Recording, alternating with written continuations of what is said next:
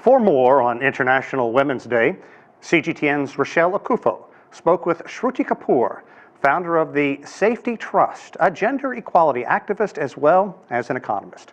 Rachelle began by asking how working women have fared during the pandemic. It's been really an abysmal year for mothers in every sense. In fact, for women who have to drop out in large numbers from the labor force, from the labor market, because a lot of women are mothers, and with the COVID pandemic, a lot of childcare, daycare centers closed down, schools closed down, and the default responsibility of taking care of the children naturally fell on parents, but more so on mothers also. So in fact, according to the latest statistics, 2.3 million women have dropped out of the US labor market as of January 2021. And a majority of these are, mothers who, like I said, have to either cut back hours or are no longer able to balance their full-time work with, taking care of their children.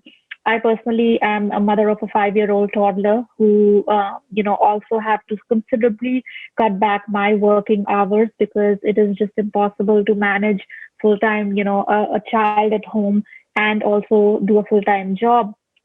And like most couples, usually, men are earning much more than women. And so their jobs take precedence over the jobs of women, unless you are, the major breadwinner in the family.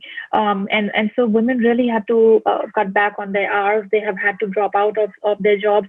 And that has had a huge impact on them in terms of pushing them back by many years in their careers, but also, in terms of their mental state. It's impacted a lot of women mentally also and emotionally. So I would say that the pandemic has disproportionately affected women compared to men. And if you are a woman, a marginalized woman, a Black woman, or Asian, Latino woman, the impacts have been much greater.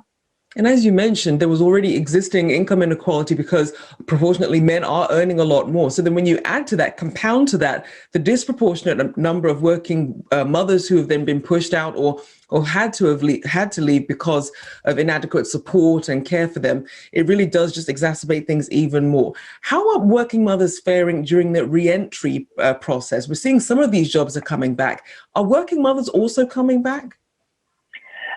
It's been really hard for them to jump back on right away because in a lot of states, for example, in New York, New York State, which is where I'm from, schools have not opened back, in full capacity. That means we don't have the privilege of sending our children to school full time, 5 days a week, which makes it equally harder. Like, how do I go back to full time work when my child is still at home, and you can't just leave your child alone at home. So yeah, in some sectors, for example, the hospitality or the restaurant sector, where a majority of people that are employed are women, they're slowly opening back. We are seeing women come back, but unemployment rates are still very high for women.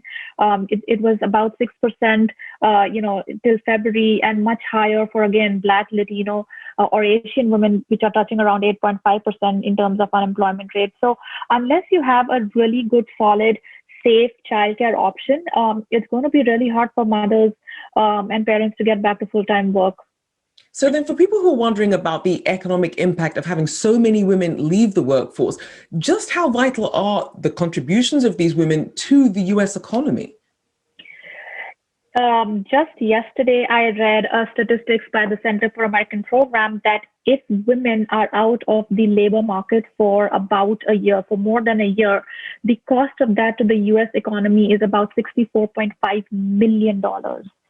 So it's huge.